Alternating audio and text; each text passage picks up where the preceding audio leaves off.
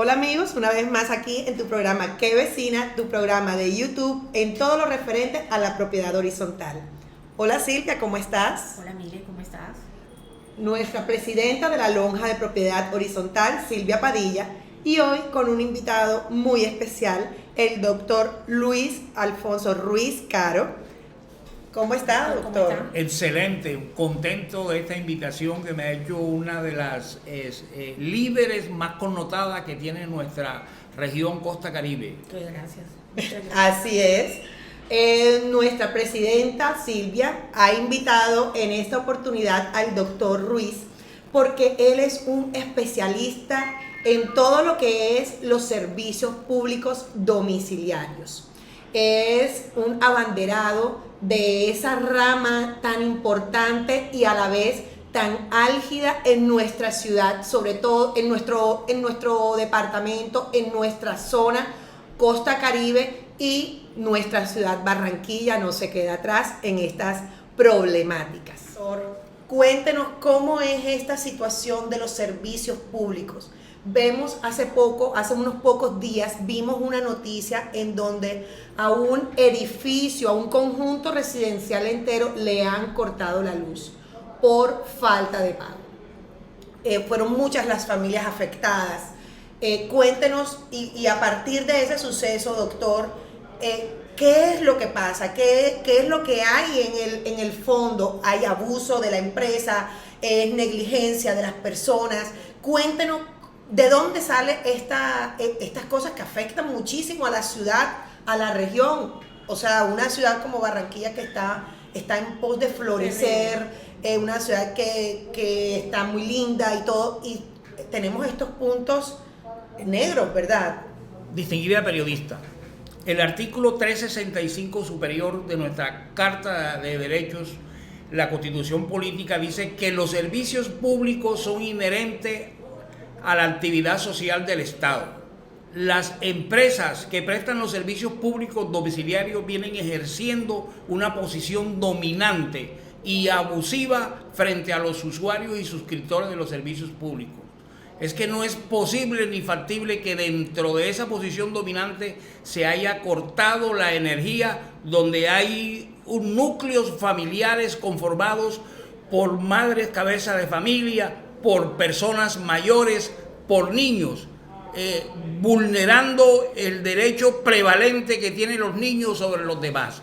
Por tal motivo, esa es una de las situaciones que se debe proteger y que protege nuestra Constitución, pero que estas empresas desconocen, aunado a que han venido de una manera desmedida aumentando el costo de las tarifas, que hacen que los recursos económicos de los sectores más necesitados, de la clase media, inclusive la clase alta, se vea asfixiada con esas tarifas desbordadas. Pagamos las tarifas más altas a nivel nacional y la prestación de los servicios públicos son deficientes. De manera coherente vemos que la insuficiencia en la prestación de los servicios se está generando porque hay todos los días cortes del servicio de energía, igualmente de los servicios de agua. Es decir, ¿por qué? Porque no ha habido la inversión necesaria, no obstante que los servicios han subido desmesuradamente, han subido inclusive más del 50%, realmente afectando la canasta familiar, de manera pues que le toca escoger a la familia: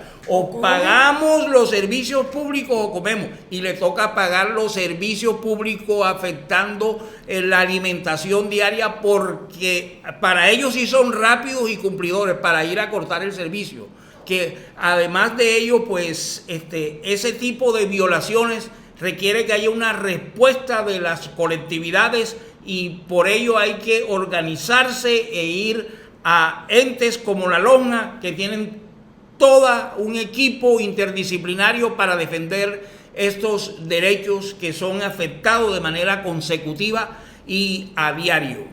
Sí, evidentemente ha habido un abuso, porque por encima hay unos derechos que tenemos cada uno de los ciudadanos por encima de ciertas cosas. Silvia, tú nos podrías de pronto hacer un bosquejo de lo que fue este suceso, porque pues en las noticias, en todo lo que se ve, es que sí, ha habido, no había un pago oportuno de las facturas, pero como gremio, ¿cómo puedes tú defender a estas familias, a estas 700 familias o más de 700 familias que se vieron afectadas por las expensas comunes y o por personas morosas en cada una de las unidades morosas? Bueno, mira, primero que todo comparto la posición del doctor Luis Ruiz sobre el atropello que se hizo con las familias que estaban al día con su servicio, porque una cosa es el área común y otra es que les cortaron el servicio internamente a personas que tenían cancelado el servicio y que habían niños, adultos mayores, y eso es un estado, como dice el doctor, ellos utilizan la superioridad del estado de indefensión que colocan a las víctimas, que son los propietarios, y creo que faltó en este caso que se presentaran los entes que supervisan a las empresas de prestación de servicios públicos domiciliarios para frenar esa actuación tan fuerte.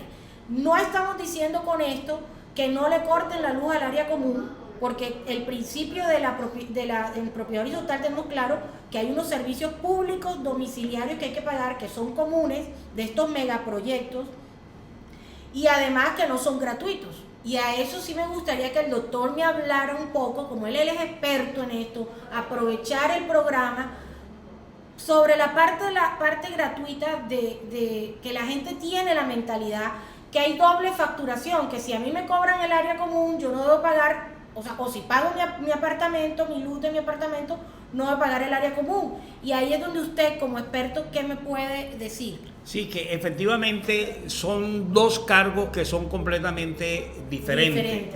El área común viene a ser donde circulan las personas, donde están en las edificaciones los ascensores, los pasillos, donde hay los juegos, los jardines, los juegos en el evento que haya juegos, y al mismo tiempo los salones de evento que haya, o los gimnasios si eventualmente lo hubiera. Mientras, entonces, eso genera unos costos por el consumo de energía y de agua, porque cuando tienen jardines hay que regarlo, y además de eso hay que asear las áreas comunes, genera unos costos en energía y en agua que hay que asumirlo, y que son diferentes al consumo individual que cada uno tiene dentro de su apartamento o donde, la unidad residencial. Entonces son dos costos que son totalmente distintos. Y esos costos, por ejemplo, no hay unos costos cuando se trata de edificaciones que están en el estrato 1, 2 y 3, los costos individuales pueden estar subsidiados, pero las áreas comunes no están subsidiadas porque la normatividad hace una diferencia entre estos dos tipos de consumo, porque cuando el subsidio lo que trata de proteger es a la familia que tiene menores recursos, para que tengan la posibilidad de recibir de manera continua y permanente la prestación de los servicios públicos. Doctor Luis, pero antes de proseguir, vamos a aclararle a los televidentes que estos costos de servicios públicos, específicamente agua y luz, en las áreas comunes, se pagan a través de la administración, de esas cuotas de administración que se pagan mes a mes, de acuerdo a que se dividen de acuerdo a la cantidad de propietarios y de unidades que tenga el conjunto residencial. Esto incluye agua, luz, vigilancia, aseo, y es una cuota que se desglosa, se prorratea y se paga. Hay que tener mucha claridad sobre esto, porque si bien sea subsidiado o no, que por el estrato al que pertenece el conjunto residencial, es una cuota de sostenimiento para ese conjunto y debe ser pagada por cada uno de los propietarios. Es importante aclarar esto porque, bueno, ya en programas anteriores, Silvia, también hemos venido viendo estas problemáticas en donde el administrador se ve totalmente sin recursos para poder sostener el proyecto, para poder sostener esas áreas comunes y toda una edificación, porque no es solamente pagar los servicios públicos mes a mes, también incluye luego las impermeabilizaciones, pinturas, todo ese andamiaje para que un conjunto residencial pueda sostenerse en el tiempo además.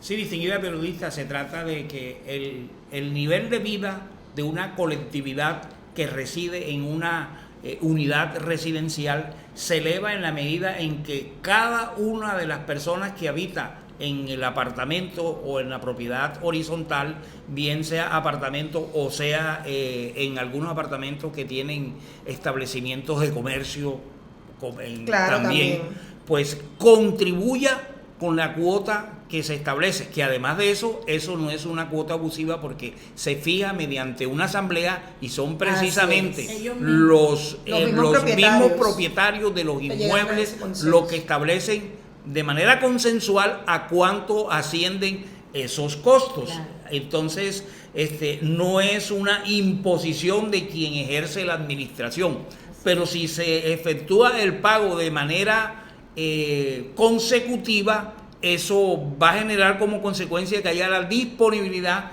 de los suficientes recursos para poder cubrir los costos que, reiteramos, remachamos, consisten en los costos fijos de salario de los vigilantes, contratos de los aseadoras, la energía, el agua, los jardineros cuando eventualmente se necesita y personal de mantenimiento que se requiera para que haya la operatividad y funcionalidad de estas unidades residenciales. Doctor, usted ahorita tocaba un punto y yo quiero que usted se lo aclare a todos nuestros televidentes acerca de esos subsidios que se le dan a las familias más vulnerables o de menos ingresos. Sí.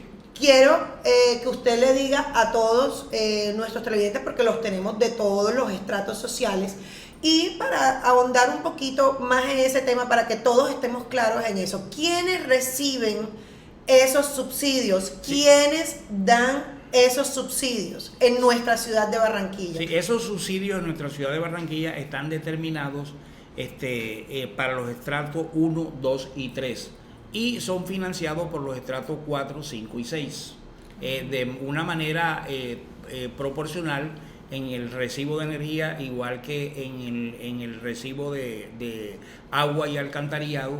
Se establece un porcentaje establecido, eso viene determinado por la ley de 142 de 1994, que es la ley de servicios. Claro. Ahora, ese subsidio se le da, usted nos ha dicho que se le da a las familias 1, 2 y 3. ¿Quiere decir que ellos pagan servicios? Sí, ellos se les efectúa una facturación total sobre lo que constituye el consumo y luego a ese consumo le aplican un ítem que dice el descuento, que es el subsidio, y se establece una cuantía sobre el subsidio de tal manera que inmediatamente baja lo que es el valor de la tarifa. O sea que hay que aclarar que a pesar de que hay un subsidio que lo dan unos estratos, también estas personas deben pagar ese servicio público. Lo más importante de esta reunión hoy, pues a los televidentes, es decirle que la administradora no tiene totalmente la responsabilidad, pero si los administradores dejan que las carteras morosas estén grandes, pues es lógico que no van a tener los recursos para cancelar los servicios públicos domiciliarios. Entonces, si bien es cierto, el propietario es responsable y está obligado a pagar su administración y no lo hace, y carteras de 900, de 500 millones, nos muestra que vienen con una política de no pago de mucho tiempo.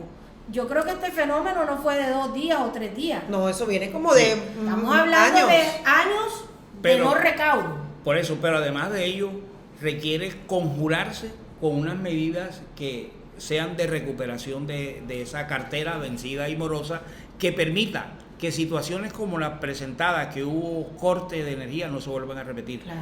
Pero el hecho, repetimos, insistimos, remachamos, que el hecho que no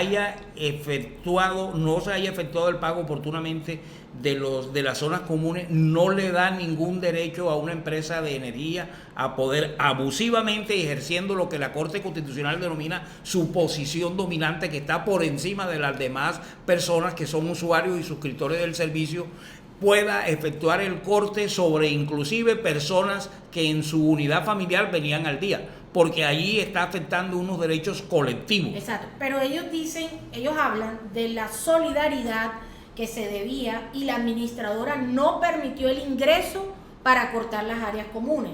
Entonces, Aires dice, el principio de solidaridad, son todos morosos porque son Claro. pagan de acuerdo al coeficiente en áreas comunes, y por ser solidarios les cortaron la luz. Y es un principio que yo quisiera que usted se manifestara sobre la figura de los comuneros cuando hablamos de cosas mancomunadas, si es cierto el principio de solidaridad o no aplica en los servicios públicos domiciliarios. Sí, en los servicios públicos domiciliarios se aplica el principio de la solidaridad, a tal grado que, por ejemplo, se establece que se es solidario entre el propietario nuevo y el propietario anterior.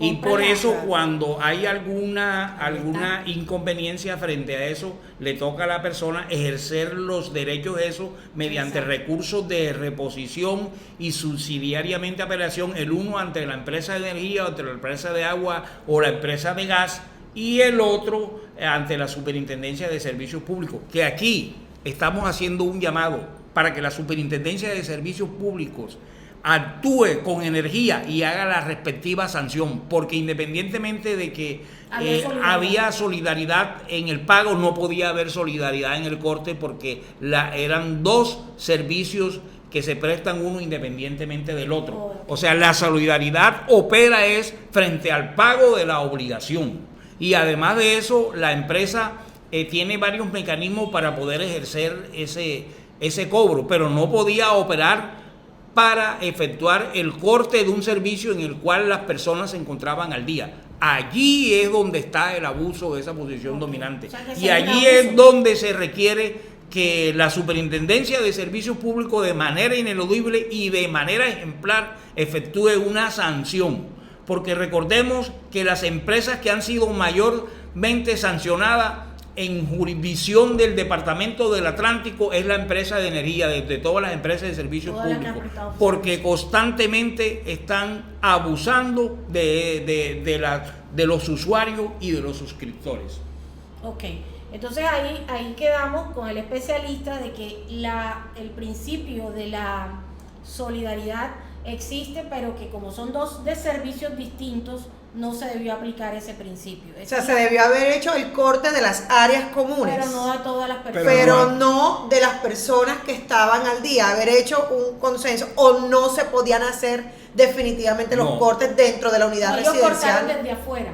Ellos cortaron todo. Sí, ellos debieron haberlo hecho individualmente. Debían cortar el servicio que suministra, porque el área común tiene un contador. Ellos podían entrar con policía, ¿no? Por supuesto, porque eso permite la norma en la actualidad. Yo creo que faltó fue eso, que ellos ejercieran con policía, pero no, ellos estaban interesados en crear un caos y crear una situación que hoy está afectando a toda la colectividad, de tal manera pues que en esos edificios la gente está consternada, asustada, y esa no puede ser la dinámica. que una empresa de servicios públicos golpee de manera contundente y violándose todos los principios constitucionales a quienes están desprotegidos frente a esa acción dominante. Y las tarifas altísimas.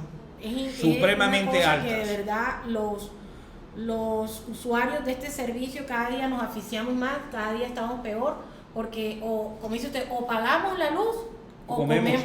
Eso es verdad. Sí, definitivamente estos atropellos deben parar. Doctor, entonces ya el hecho ocurrió ya hace 1 o 2 semanas. ¿Qué viene ahora o en su competencia? ¿Qué debería venir para esta empresa de servicios públicos? ¿Qué la sanción? Hay que presentar una queja que inclusive hoy la superintendencia, por ser un hecho notorio, porque es de público conocimiento, porque ha sido la prensa hablada, escrita, televisiva y por todos los medios de las redes sociales, ellos podrían oficiosamente hacer conocimiento de la situación y entrar a efectuar la sanción. Pero si ellos no lo hicieran de esa manera, habríamos que ejercer unos actos de presentar las quejas, los reclamos y para que la superintendencia, con la reclamación y la queja que se presente, actúe, escuche a la empresa en descargo y explique por qué razones, motivos y circunstancias procedió a afectar unos derechos colectivos de personas que están protegidas por ser vulnerables, como son las personas de la tercera edad y la niñez, y mujeres embarazadas que también hay en ese edificio. O sea que yo voy a aclarar, porque hay que aclarar esto. Sí. El principio de la solidaridad existe. El protocolo o el manejo que le dio la empresa no fue el indicado. Debieron utilizar los mecanismos policivos, ingresar y cortar nada más el área común.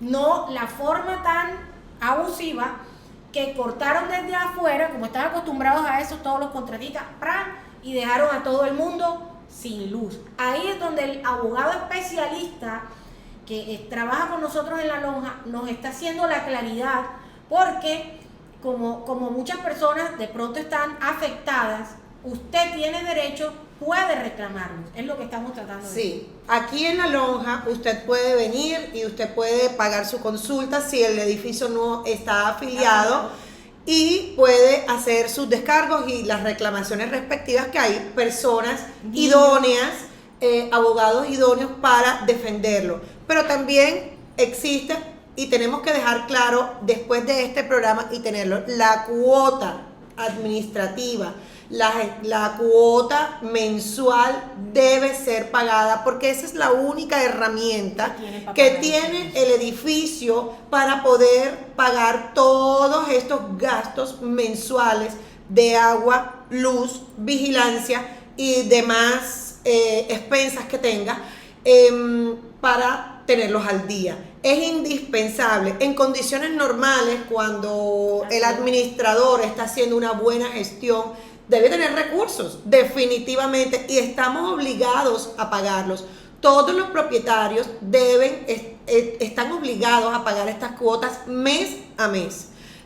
Definitivamente debe haber estrategias para poder hacer el cobro efectivo de esta mensualidad, porque como lo dijo el doctor en su competencia, esto es una cuota que sale luego de una asamblea, de un presupuesto en donde están las mismas personas que viven ahí. No, o sea, que saben cómo son las situaciones, cómo es lo que gasta el edificio, que es todo lo que se necesita para un buen funcionamiento mes a mes. Aquí tenemos de ese sector agremiados y hay personas sin trabajo, no tienen para pagar y dicen o como, lo que decía, o pago la expensa común.